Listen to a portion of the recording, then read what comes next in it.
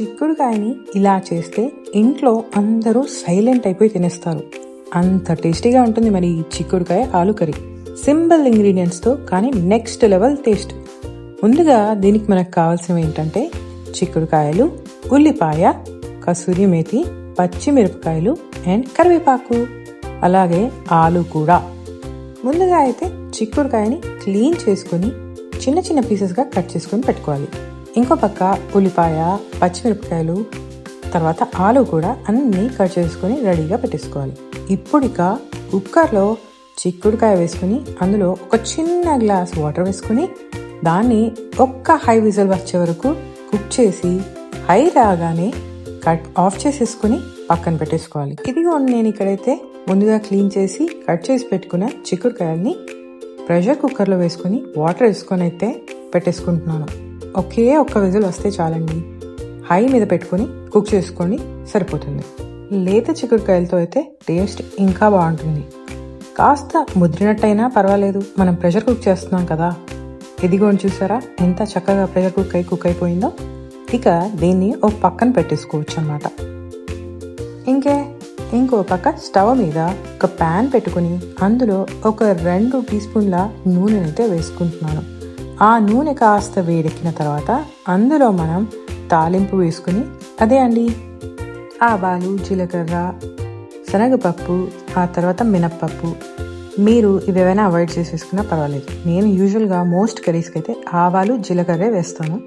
ఇక అవి వేసిన తర్వాత అవి కాస్త చిటపటలాడిన తర్వాత కరివేపాకు అలాగే పచ్చిమిరపకాయలను కూడా యాడ్ చేసుకుంటున్నాను.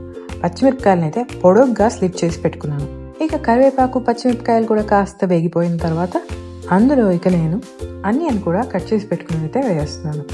ఈ ఆనియన్ని కాస్త రంగు మారేంత వరకు, అంటే గోల్డెన్ బ్రౌన్ వచ్చే వరకు అయితే ఒకసారి వేయించుకున్నారంటే ఇక ఆల్రెడీ మనం కట్ చేసి పెట్టుకున్న బంగాళదుంప, అదే అండి పొటాటో ఉంటుంది కదా, దాన్ని కూడా ఉల్లిపాయల్లో వేసేసి కాస్త గోల్డెన్ బ్రౌన్ వచ్చే వరకు వేయించుకోవాలి.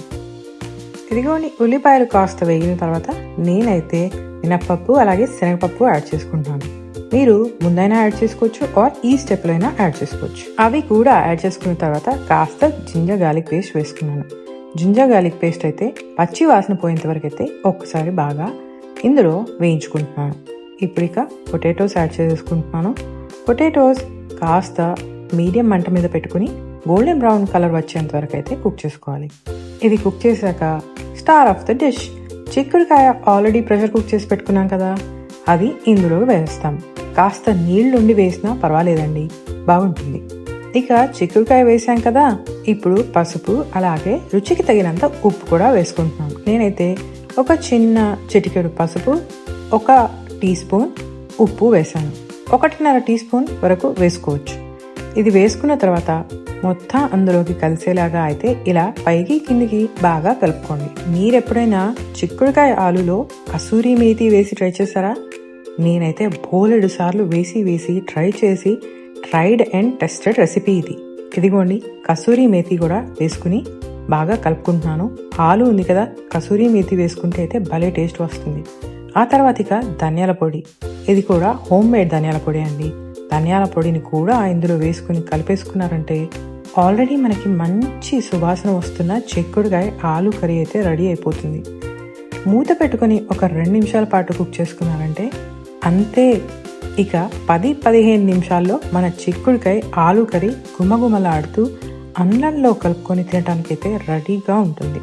దీన్ని చపాతీల్లో కూడా తినచ్చండి, బాగుంటుంది. ఇంకొక 2 నిమిషాలు నేనైతే మూత పెట్టుకొని కుక్ చేసుకున్నాను. నాకు ఇంకాస్త కుక్ కావాలని అయితే అనిపించింది. ఇదిగోండి ఇక ఆ తర్వాత చిక్కుడుకాయ ఆలు కర్రీ మంచి సువాసనతో రెడీ అయిపోయింది. వేడి అన్నంలో నెయ్యి వేసుకుని చిక్కుడుకాయ ఆలు కర్రీ కలుపుకొని తింటే ఉంటుంది అబ్బాబా మై మరిచిపోయించే రుచి అనుకోండి. అందుకే ఇంట్లో అందరూ సైలెంట్గా అయితే తినేస్తారండి, మళ్ళీ కావాలని అడుగుతూ. ఇంకే మీరు కూడా ట్రై చేసుకుని మీకు ఈ రెసిపీ ఎలా అనిపించిందో, టేస్ట్ ఎలా వచ్చిందో తప్పగా కామెంట్స్లో చెప్పండి. మరిన్ని ఇలాంటి అద్భుతమైన హోమ్ మేడ్ రెసిపీస్తో మీ ముందుకు వచ్చేస్తాం. అంతవరకు టేక్ కేర్, సెలవు.